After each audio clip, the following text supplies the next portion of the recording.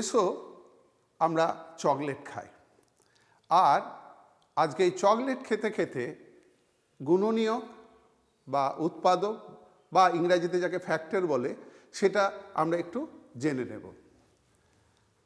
আজকে তোমাদের বন্ধুদের মধ্যে শুনলাম রামের জন্মদিন উপলক্ষে ও কিছু চকলেট নিয়ে এসেছে।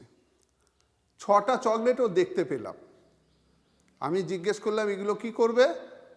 বলে আমার বন্ধুদেরকে দেব। তো খুব ভালো কথা, তা তুমি না ভেঙে কটা করে দেবে? বলে স্যার আমি তো একটা করে করে দিতে পারি।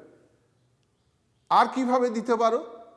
না 2টো করে করে দিতে পারি, 3 জনকে আমি দিতে পারবো। আর 3টে করে দিলে 2 জনকে, আর সবকটা দিলে 6টাই যদি দিই তাহলে আমি 1 জন বন্ধুকে দিতে পারবো। বাহ, খুব সুন্দর তো। তাহলে একটা জিনিস দেখো, তুমি এই যে 6টা চকলেটকে কতভাবে দিচ্ছ, 1টা করে দিচ্ছ, 2টো করে দিচ্ছ, 3টে করে দিচ্ছ, 6টা করে দিচ্ছ, তাই না?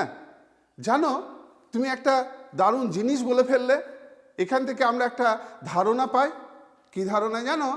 ওইটাই তো গুণনীয়, সেটা ফ্যাক্টর বা উৎপাদক। কি না, 1, 2, 3, 6 যে সংখ্যাগুলো বললে না, ওটা হচ্ছে ওই 6 সংখ্যাটার কিন্তু গুণনীয় বা উৎপাদক বা ফ্যাক্টর। এবারে তুমি একটা জিনিস লক্ষ্য করে দেখো, এই 6 সংখ্যাটাকে না 1, 2, 3 এবং 6 দিয়ে ভাগ করা যায়। এই রকম করে কিন্তু তুমি আরও গুণনীয়কটাকে খুব ভালোভাবে আমরা আরও বুঝে নিতে পারি উদাহরণ দিয়ে।